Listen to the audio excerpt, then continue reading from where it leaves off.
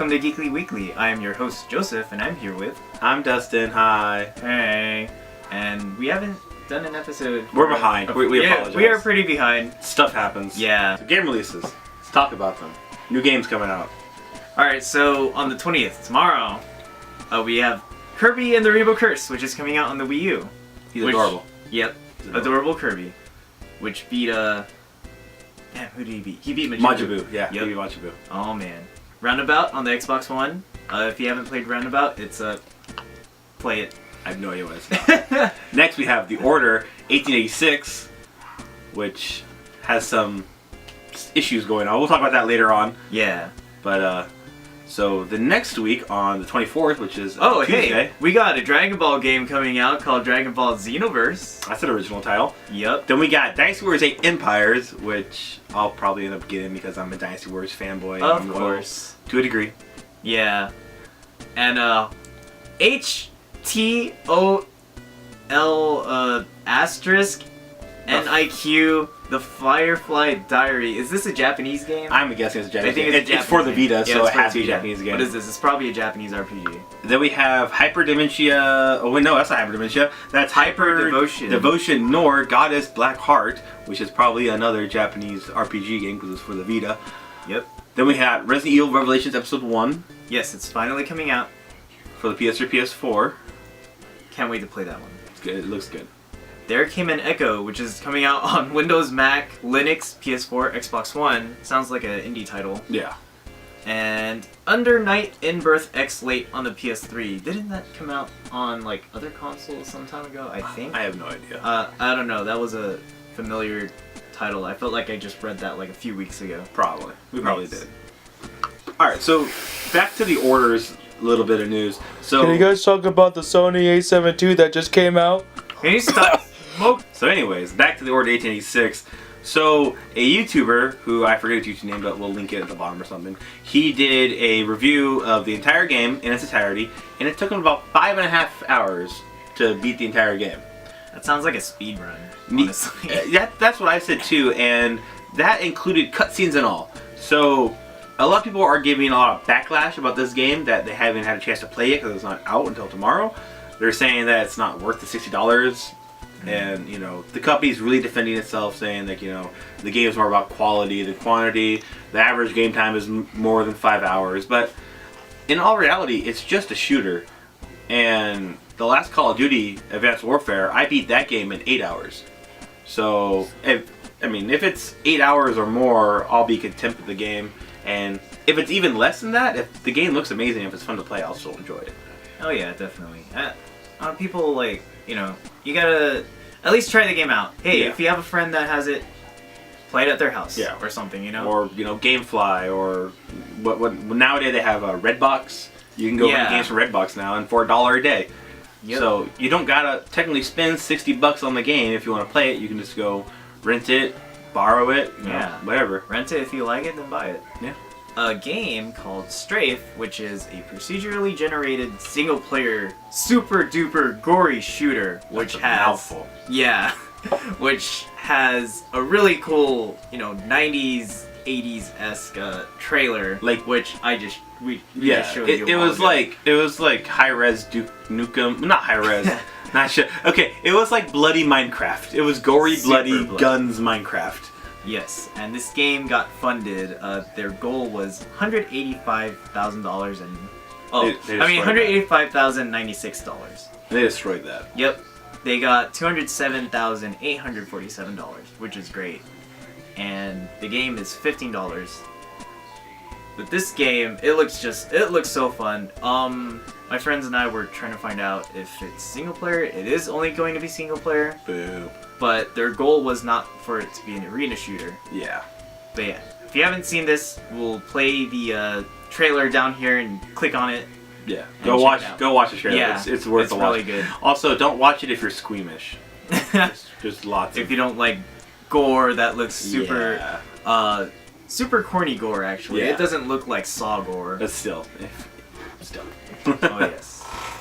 So next up, let's talk about the Xbox One. The Xbox One finally is getting screenshots in an update, and it's an interesting way to get your screenshot, you gotta double click the little Xbox button, and then I think they call that the jewel. the jewel. The jewel. I didn't even know that. Yeah. Thanks, Rooster Teeth. Yes. Well, we'll call it the jewel from now on. So you press Y to save the screenshot and blah blah blah, which is cool. I mean, how long has have people been waiting for this feature? A long time. Yeah, the PlayStation 4's had it for a while. They've had it since launch day. Yeah. But hey, Xbox One fans, we finally got it, which is great. And also now with this update, you'll have suggested friends. You can share your name, which, not to beat a dead horse, but PS4's gonna do this since day one. Yeah. You know, new privacy online settings. You know, report spammers. That's very important. You know, stuff like that.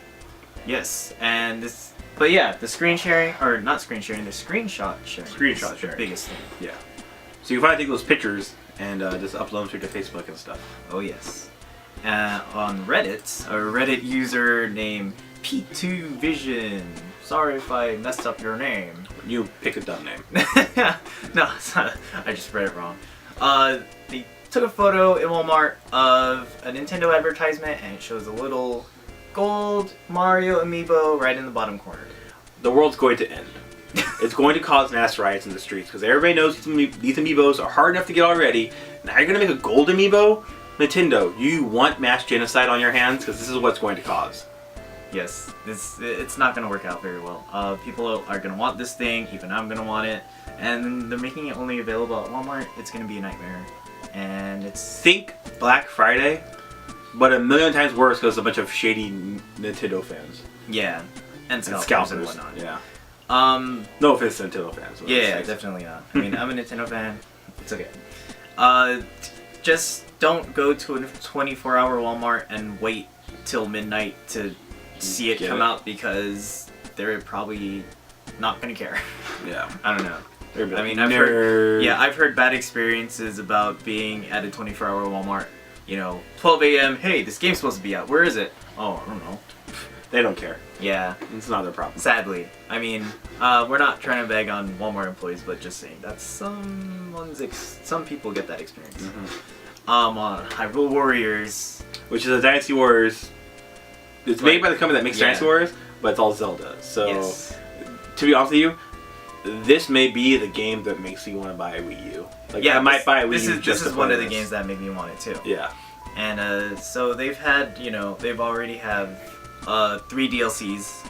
The Master Quest Pack, Twilight Princess Pack, and Majora's Mask Pack. And now in March 12th, they're going to have the Boss Pack, which is going to let you play as Ganon. And But not just any Ganon. a giant A Ganon, giant Ganon. which looks really badass. Yeah. And on the Zelda website, for their DLC description, you get to do a boss challenge, which says you challenge yourself in relentless battles against giant bosses to unlock new costumes for Link, Zelda, and Lana. And of course, playing as Ganon, it's called Ganon's Fury, gets rain chaos and destruction upon the battlefield, and unlock new costumes for Ganondorf and Cia. Sounds legit. I want to play it. I'll tell you what, the screenshots I've seen of Hyrule Warriors are really impressive. Yeah, the No, game looks I really really like good. But again, I'm a Dynasty Warriors. Oh, yeah. Why, so that game is Right? easily likable, even though it's a Nintendo product. For sure. I don't know. I can't wait for that. And I want to get the new Zelda game. Oh yeah. Which doesn't even, I don't think that even has a release It only yet. has even titled this new Zelda, right? Just Zelda, yeah. Yeah. Zelda Star Fox. For those of you who have been waiting for The Last Guardian since, when did they announce this game? 2006? Like, no, not that long ago. It wasn't that long ago? No, 2008. probably no. I knew you before they announced this game. Oh. So, I don't know, I think 2010. maybe 10 or 11. That's still No, or 5 12. years. I don't know, it's been a while. But supposedly they renewed the copyright, like they're requesting to have the copyright of this game again. Yes. You So can see it online. so apparently it lapped. Lapped? Is that the word? Lapsed. Lapsed. And people freaked out thinking that the game was canceled. And Yeah. this big hullabaloo started. Everybody was going on Reddit, Twitter. Oh my God, Yeah. Scarlet's canceled. They're never gonna make the game. They lied to us this entire time. Right. No, it was just a lapse in because they gotta do it every year, so there's a little behind this year. So they got it renewed, and it is confirmed, still in the works. Yeah. Just it will be in the works for many more years. Let me on this website. We'll list it down below. There's a notice of a revival. Yes. Which is dated for the 17th of this month, and that's already like 2 days ago. Yeah. So it's good. It's good. Yeah. I mean, it's just how long until we're gonna see this game? Who knows? We'll never see it. It's never gonna happen. maybe not. I don't know. I'm hoping it does. Have faith, though. Because when I first saw this game, I was like, this. I mean, you know, it's the team that did Eco. Yeah. And then I was And like, this Shadow one, of the Colossus yeah. too, right? Yeah, Yeah. same team, which is cool. And those two games are great. Alright, so if you're a Destiny fan like myself, and you've been feeling kind of bummed that there's really no story to Destiny, which a lot of us have been complaining about, so good news. They have hired a new lore master for the game. This guy, John Ryan, he's going to be the new editor and lore master for Destiny. So, and for Bungie overall. And for Bungie overall, yes. So how this will affect us is we could be seeing a more in-depth story in the next big DLCs that we're going to be getting. Let's hope so. In the next 2 years, which when they'll announce Destiny 2, I believe they said, hopefully Destiny 2 will have a more in-depth story that we can, like. You know what Destiny reminds me a lot of, like the story problems, is Borderlands. Yeah. Because Borderlands 1 really didn't have this it had hard, sort of story, like yeah. concrete story. It was just like, oh, you're a vault hunter, follow this angel's request and go find the treasure. So Borderlands 2, they hired Anthony Birch, from Hey, That's What You're Playing, to come in and be the lead writer, and everybody loved his storytelling, which was, good. I thought Borderlands 2 was a vast improvement over Borderlands 1. I like the story. Story-wise. It was fun. It was a funny game too. Yeah, so hopefully I enjoyed it a lot. Mr. John Ryan can bring that same aspect to Destiny, and we can have an enjoyable Destiny 2 with a rich, in-depth story. Yep.